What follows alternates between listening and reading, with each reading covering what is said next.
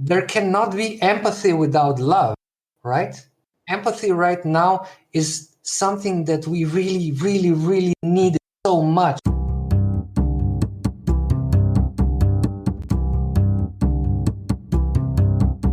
Hello and welcome to Life Sliced. My name is Michael, and I try to bring the best of my conversations I've had with people from every country as we talk about day-to-day life, culture, foods, and idioms. No one imagines that we can distill the experiences or culture of millions of individuals into a 1-hour conversation. That is why I am offering you a slice of their life. While we speak for an hour, I edit it down to about 20 minutes. All of my guests approve the final version. They're not surprised by anything they say, and they feel it accurately represents the conversation we had. That being said, sometimes guests share points of view that could be construed as offensive. Their opinions, however, are just that, opinions. And the same way I rely on my guests' generosity to share, I also rely on my listeners' generosity to take such statements with a grain of salt. I spoke with Luka back in October, and I enjoyed every minute of it. He spoke candidly about the economic and cultural challenges that Slovenia is facing right now.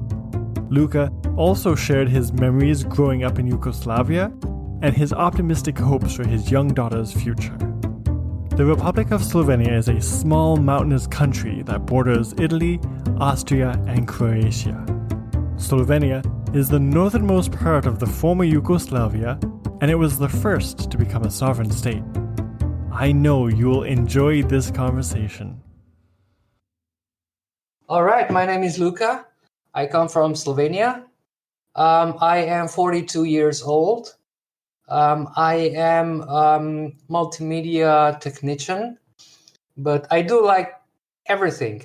So I do graphic design, web design. I do video editing, VFX. I do compositing. I do a lot of video stuff. So you mentioned you really like doing VFX and animation and things like this. Yes. What is it that you like about it? What is it that speaks to your personality or to your interests? Yeah, I have to figure out things, because there are lots of problems in VFX that there are no tutorials on internet. You just have to figure it out for yourself.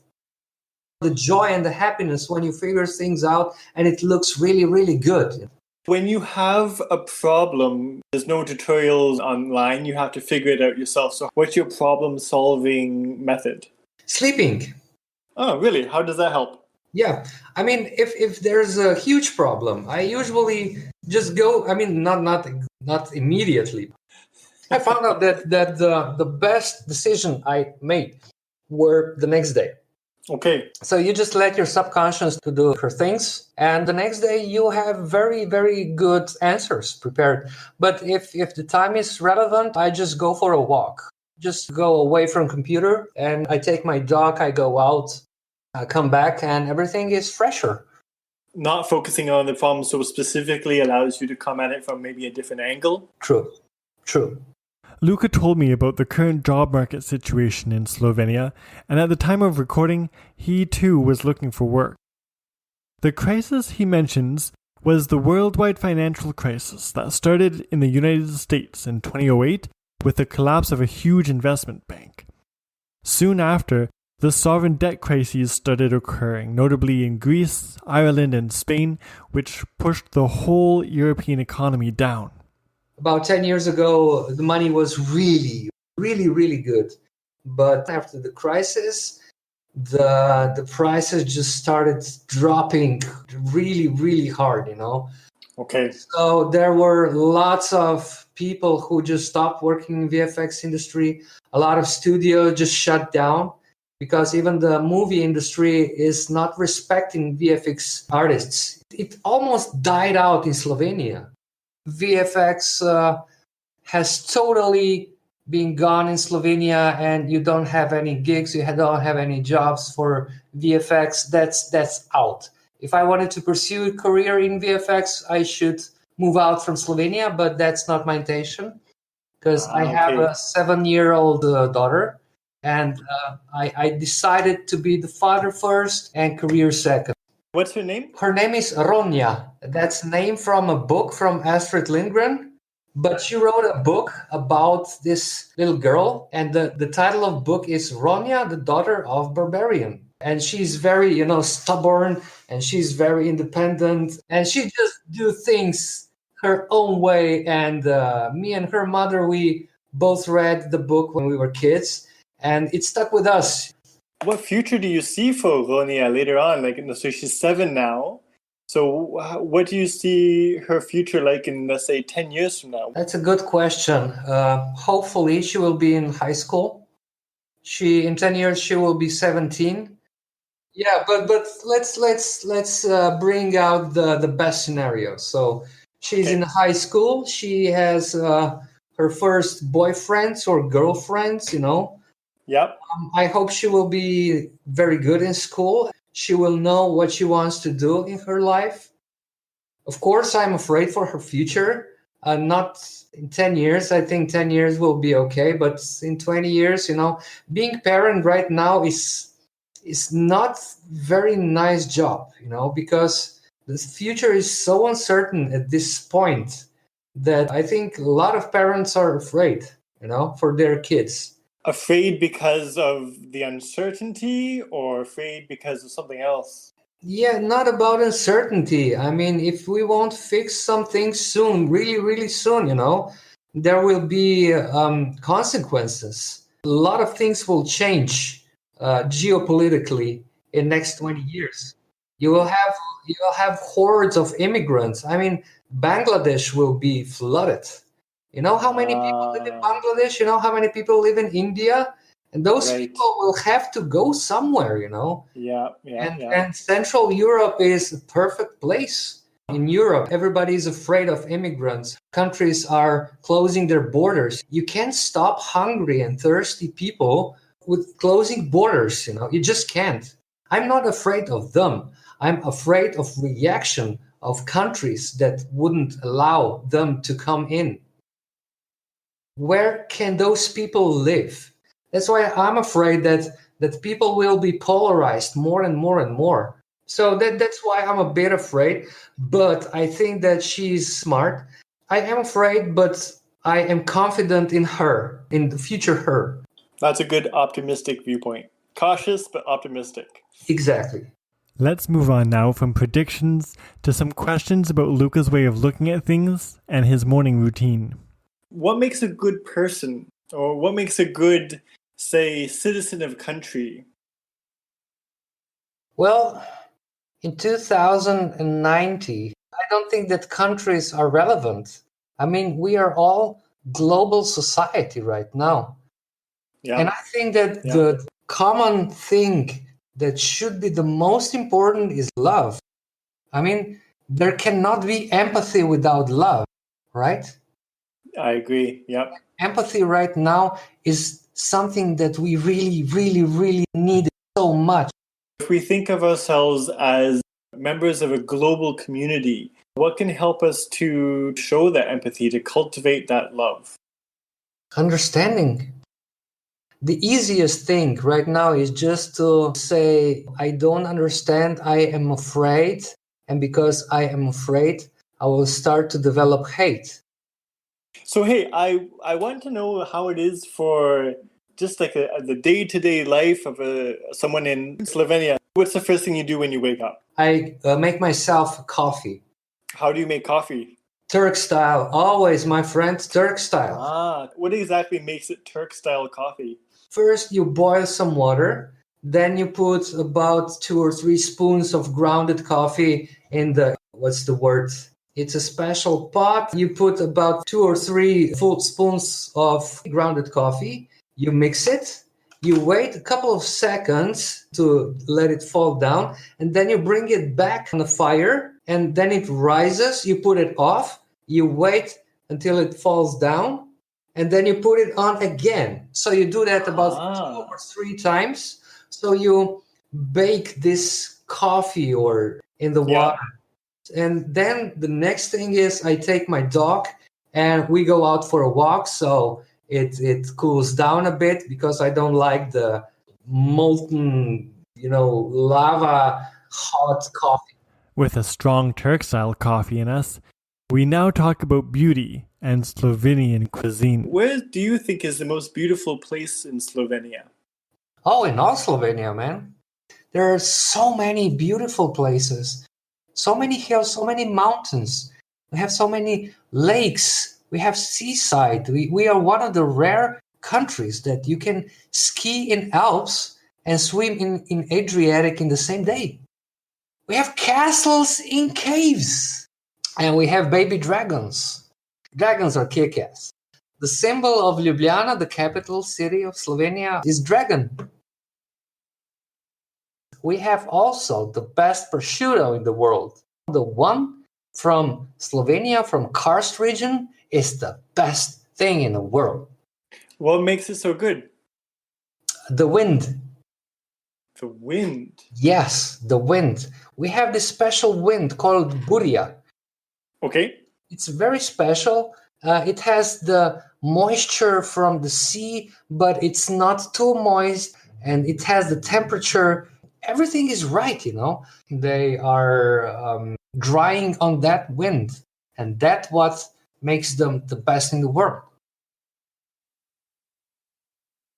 Which is better, strukli or potica? Strukli or potica. Yeah. So both of them are sweet. Okay. Yeah. Usually potica is offered when you already had your meal with food, but you know, they will just say not enough. You haven't been fed enough. You have to eat this sweet thing, you know. Okay. So what is potica then? It's a pastry actually. Okay. It's a pastry, but it's so intensive. It's so, what's the word? You don't have to eat a lot to be full. Okay. Yeah. Strukli is something, it's also can be sweet, but can be, strukli is kind of a dumplings. Is it similar to the Polish pierogi? Yeah. But it usually it's with nuts. Usually it's with, I don't know the word, but it's called pechtran. And you also have pechtran potica. So yeah, you can mix everything. Those are Slovenian ingredients. And we stick it everywhere. And we put it everywhere. And I hate the pechtran, you know. I just don't like it, but that's just me. People adore it. It's national food. It's people are crazy about it. I let them be, you know. I do my own stuff. I wanted to know a little bit more about Luka's history, since he grew up in a very different era. Obviously, you would have grown up in a Slovenia that's different than it is now for your daughter. So how was it growing up when you were maybe 7 years old, when you were the age as Ronya? Oh, wow. I had an amazing childhood. My family was very supportive, lovable. I just started going to the school, to my first grade. Right now, kids are going to school when they're 6, but when I went to school, we started to go at 7. So my first class, my first school, I already had knowledge, so I was pretty bored. Yeah, but anyway, I had perfect family. We went with my dad and mom and my sister. We went around, had picnics, and I had a grandmother in Cerknica, which is another little village in Slovenia in Notranska region. Okay. And she was the best. And we had this huge house with huge attic with loads of stuff inside. It's kind of a storage. And there were so many things, and me and my sister went there and explored and went for walks, for hikings at the river. We were fishing, and it was crazy nice. Such a lovely childhood. It's like from a cheesy movie, you know? Yeah. I lived in Yugoslavia, and it was a socialist communist country. Yeah. So, but you don't mind when you're a kid. You just don't mind. You have your friends. Everybody's happy. Everybody has the same stuff. Nobody is above, nobody is rich, nobody is poor. And that was nice. Social differences were really, really not big. There were no social differences. Everybody was the same. And everybody had the same toilet paper, Right. Exactly. Yeah. I have very nice memories of my childhood and of Yugoslavia, the communist country. Yeah. Right. For Slovenians nowadays, is there some who feel, well, no, I am Slovenian first? And is there some who feel maybe, no, I'm Yugoslavian first? Oh, yeah, of course. Yeah. I mean, there is no the country of Yugoslavia anymore, but you still have that sentiment, that how the times were different and it was so better, and when the Tito was alive, he was our dictator. And when Tito was alive, it was really cool. And it really was, he was kind of not your ordinary dictator, that... I mean, of course, people got hurt, people got locked, but there weren't mass killings or such, like you had in Iraq or Libya. Okay, I see. Yeah, he was really, really soft dictator, but he was still a dictator. When President and Prime Minister Tito was declared president for life in 1963, Yugoslavia officially had their first dictator. Fiercely independent, Tito pushed his own brand of socialism while forging diplomatic ties with powers other than the Soviet Union. He proclaimed all ethnic groups, except Germans, as having equal rights and allowed degrees of self-governance. All the same, he was unrelenting in his suppression of all opposition to his rule. Critics found themselves either expelled from the country or victims of unfortunate accidents. So, yeah, I think that there is a lot of, what's the word when you long for past? Nostalgia. Nostalgia, yeah, nostalgia. There's a lot of ex-Yugoslavian music being played. Okay. A lot of people think very fondly of those times. So I think that a lot of older people define themselves as Yugoslavians. This was one of my favorite parts of the conversation, talking about Slovenian idioms. What does it mean to whistle to the crabs? What? To whistle to the crabs. Whistle to the crabs. Oh! Rakom žvižgat. That's called you're done. You are done. You are dead. You are gone. He went Rakom žvižgat. He's dead. He's no more. It can only mean someone has died. Rakom žvižgat. But yeah, the thing or a person is dead. It's more of a person than of an object, but you could say also that for an object. I thought it was quite an interesting idiom, to whistle to the crab. Yeah, it is. And we also have 300 kosmatih medvedov, 300 hairy bears. Oh, it's like swears. Yeah, exactly. Our curse words, Slovenian curse words, are so naive, they're so soft. There is no, you can't offend someone with saying 300 kosmatih. You can't offend them, I have so many thank yous. I want to thank Luka very much for his kindness in chatting with me. You are welcome, Michael. Bye-bye. Also, thanks to Action Crawley for the music you hear in the background. A big thanks to all who suggested questions on Twitter and have introduced guests. But the biggest is to thank you for listening. If you like this show, please share it with a friend and let me know. You can find the show notes with pictures of the things we've discussed and a transcript at lifeslicepodcast.com. From the website, you can also find and follow me on social medias. Would you like a taste of the next slice? The way she looks at the world, everything is new to her. So everything is surprising, like small things she finds like really, really interesting.